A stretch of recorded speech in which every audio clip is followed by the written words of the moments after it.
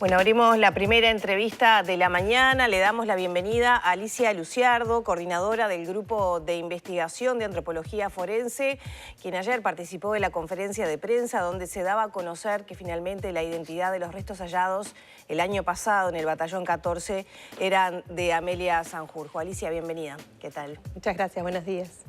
Bueno, ¿qué se siente para ustedes con el trabajo fino que vienen haciendo, moviendo pedacito a pedacito de tierra? Bueno, llegar a un hallazgo como el que se comunicó ayer, después además de tanto tiempo de espera y de acciones que capaz que nosotros no nos damos cuenta todo lo que se hizo con el cotejo de ADN, exhumación de restos, búsqueda del árbol genealógico de Amelia.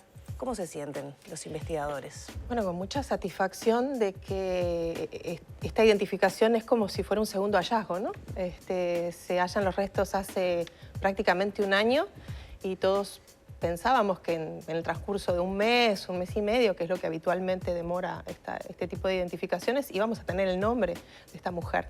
Y sin embargo esto no fue así, entonces este año ha sido un año de búsqueda, pero de búsqueda de esa información que permitiera tener el nombre en este caso, de Amelia Sanjurjo. Entonces, antes que nada, satisfacción de saber que, a pesar de que los casos puedan ser complejos, de que lleve mucho tiempo encontrar un cuerpo y que si hay dificultades para identificar, la ciencia tiene, ¿no? Avenidas, tiene caminos para lograr con un trabajo paciente y multidisciplinario se pueden lograr resultados a pesar de las dificultades y de las complejidades de los escenarios. ¿Desde lo profesional fue el caso más difícil para lograr la identificación? En términos de lograr la identificación, sí, fue el más complejo, porque si bien el perfil genético de los restos óseos que se hallaron en el batallón no representó un problema, sí lo representó a la hora de ser comparado con la base de datos. Entonces, sí ha sido un desafío y también un poner sobre la mesa un tema que no había sido trabajado del todo, ¿no? Que era esa fragmentación de los bancos genéticos y esa todavía falta de análisis en profundidad de cómo estaba compuesto cada grupo familiar. Entonces, ahora sí, gracias a esto que sucedió, podemos analizar cada uno de esos casos y contribuir cada uno desde su lugar a mejorar esa composición familiar para cada uno de los desaparecidos que todavía faltan por ser encontrados. O sea que hay gente que seguramente se acercó, no sé, consultó de qué manera podía aportar su ADN y ser parte de este banco. Sí, sucedieron dos cosas. A raíz del resultado de la conferencia de prensa del año pasado, donde no hubo identificación, familiares que no habían donado para un montón de gente que está desaparecida, se acercaron a dar su muestra. Y por otro lado también Madres y Familiares empezó activamente a llamar por teléfono a aquellas familias que estaban con mala representación para saber si había algún donante que estuviera disponible para porque si no hay que hacer todo ese camino, y eso quería preguntarte, ayer escuchado en la conferencia todo ese arduo trabajo que hubo que hacer, ir a cementerios, tomar muestras de restos. ¿Cómo fue, por si alguien no tuvo la oportunidad de escucharte en el día de ayer? Sí, preferentemente los donantes que se puedan acercar y dar una muestra de sangre son, digamos, preferibles en términos de que el análisis es mucho más rápido, mucho menos costoso y seguramente ese perfil se va a poder extraer con la completitud que se requiere. Pero acá hay que entender que lo que necesitamos son donantes de primer grado, privilegiamos lo que son padres o hijos del desaparecido.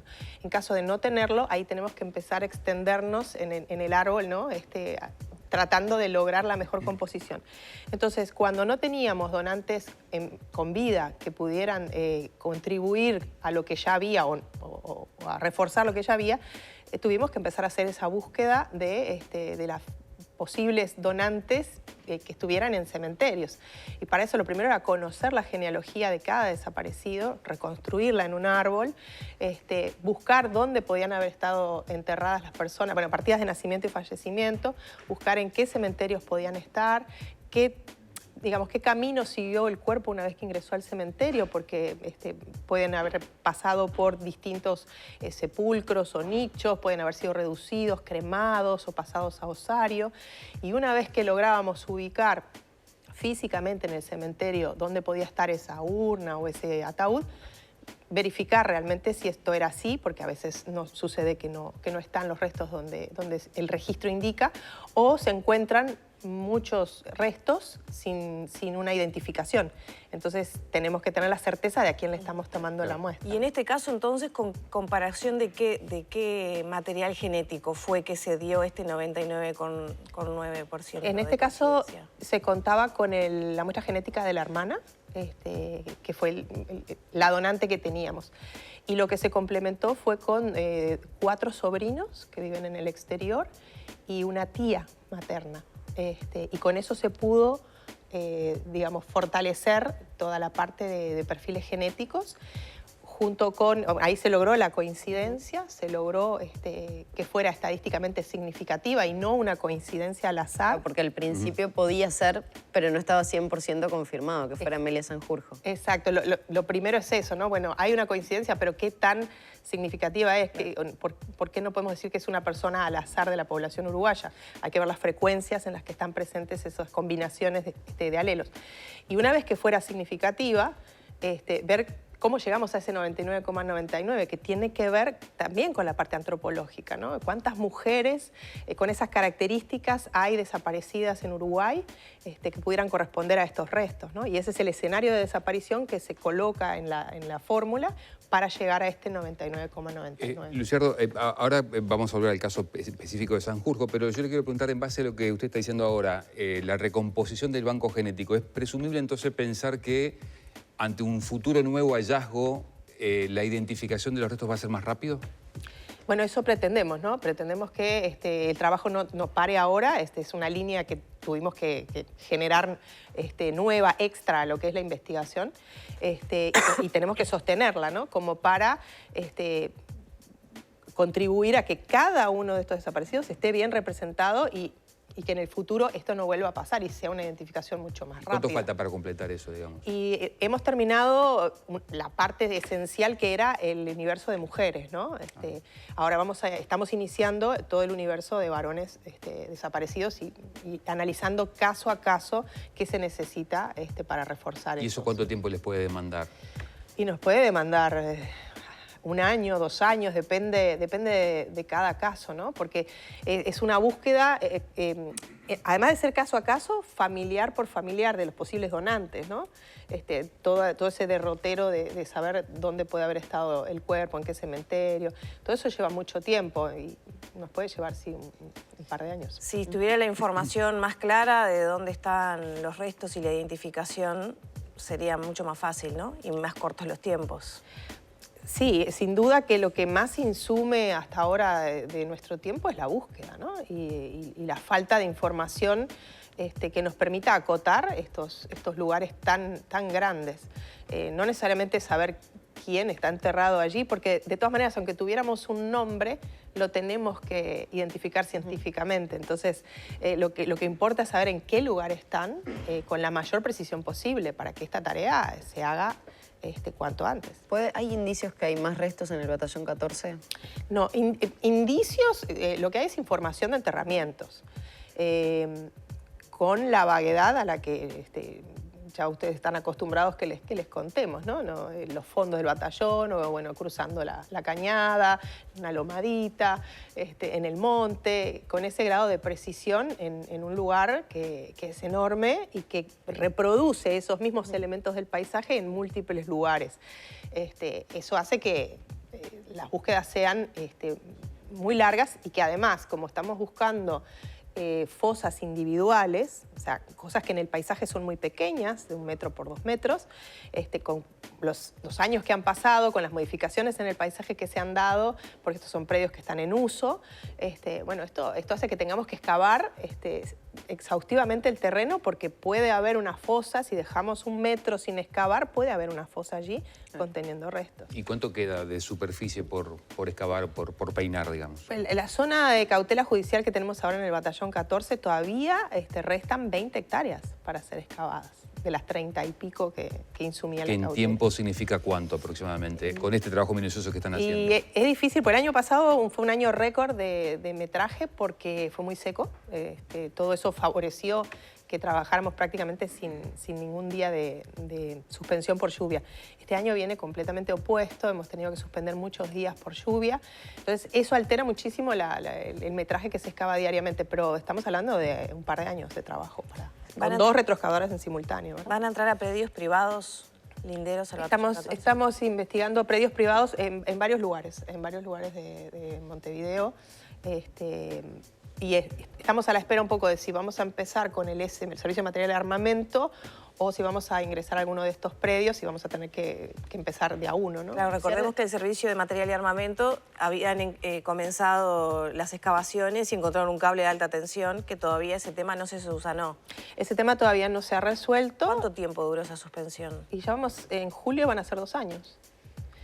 Que es una cautela de 8.000 metros cuadrados, que para las cautelas que nosotros trabajamos es algo pequeño, que en 1 mes y medio, 2 meses lo podríamos finalizar, y hace 2 años prácticamente que estamos parados porque hay que solucionar que ese cable, digamos, se desconecte. ¿Ha habido falta de voluntad para solucionar ese tema?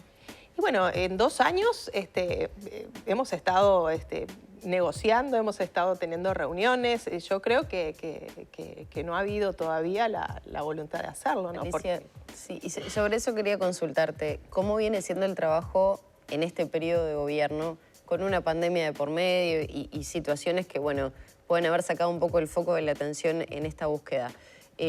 ¿Cómo viene siendo? ¿Hay voluntad? ¿Ven situaciones diferentes a otros gobiernos anteriores? ¿Qué esperan de ahora en más también? Porque va a haber un cambio de autoridades. ¿Cuál es la realidad? Bueno, siempre cada gobierno trae cambios para el equipo. Nosotros vamos a cumplir 19 años como equipo trabajando en la búsqueda y ha sido designadas distintas instituciones para estar a cargo de la búsqueda como en general. Ahora la búsqueda está en manos de la Institución Nacional de Derechos Humanos por ley, y eso hace que hayamos salido de la órbita de presidencia, por ejemplo, en términos de financiación. Ahora el presupuesto viene por parte del Poder Legislativo. Eso ha sido un cambio sustancial que ha permitido darle más continuidad a la tarea. De todas maneras, por la forma en cómo se manejan los presupuestos, nosotros no tenemos una certeza, tenemos contratos de 1 año, por ejemplo, ¿no? No tenemos una estabilidad en términos de saber que la búsqueda va a continuar en los términos que está el día de hoy. O sea, tenemos contratos que vencen, hay voluntad de continuar, pero sigue siendo un trabajo de 19 años que ha sido año a año una incertidumbre, saber qué es lo que va a pasar. Y en términos de la colaboración ha sido similar en todos los gobiernos. No necesariamente es que se pongan obstáculos, pero a veces hay cosas que no facilitan. Por ejemplo, el pasar tecnología de punta en los predios militares, como podía ser el LIDAR, con un equipo que se había propuesto, que tiene experiencia en la detección de fosas, pero que era un equipo extranjero, eso no fue autorizado. Se hizo una propuesta para subsanar eso, pero ese tipo de cosas a veces hacen que la tarea se vuelva un poco más dificultosa. Luciardo, de mi parte, la última en el estribo solamente, cuando se dan este tipo de hechos, de noticias, de información, se remueve la sociedad, obviamente. Le consulto, ¿han tenido experiencia de que pasadas las primeras horas ustedes reciben más información, el equipo de antropología recibe información de eventualmente dónde están los restos? Sí, con los hallazgos hemos constatado que aumenta el número de personas que llaman ofreciendo información, muchas veces bien intencionada, pero que no nos permite llegar a buenos resultados porque es información que señala normalmente los mismos lugares que ya tenemos ubicados. O es información que no es de primera mano, son rumores y bueno, hay que trabajarla mucho. Y por otro lado, también aumenta la cantidad de desinformación o información malintencionada, exacto. O sea, hay picos de llamadas o de llegadas de información sobre desenterramiento de restos una vez que uno hace un hallazgo, ¿no? Tiene un hallazgo e inmediatamente viene la información de que los restos fueron exhumados, quemados y tirados al Río de la Plata. O sea, hay como una avanzada... Para no seguir buscando. Para no seguir buscando, exacto, para desestimular la búsqueda. Eso sucede. Y desde madres y familiares sostienen que todavía hay información, que tienen indicios, que hay información, archivos guardados y que no se brindan. ¿Ustedes tienen esa convicción también? Bueno, Familiares nos ha hecho llegar a la Institución Nacional de Derechos Humanos esa inquietud y lo ha hecho público, ¿no? Que tienen conocimiento de archivos y de su existencia y de que no han podido acceder a los mismos. Entonces, ahí también sería importante que haya una apertura y una recepción de esta inquietud que tiene Familiares y que colaboraría muchísimo seguramente con la búsqueda. No porque vayan a ver en esos archivos mapas señalando lugares, pero cada pieza de información que surge de un archivo suma para la investigación que se hace. Alicia, muchas gracias por estos minutos. Gracias a ustedes. Bueno.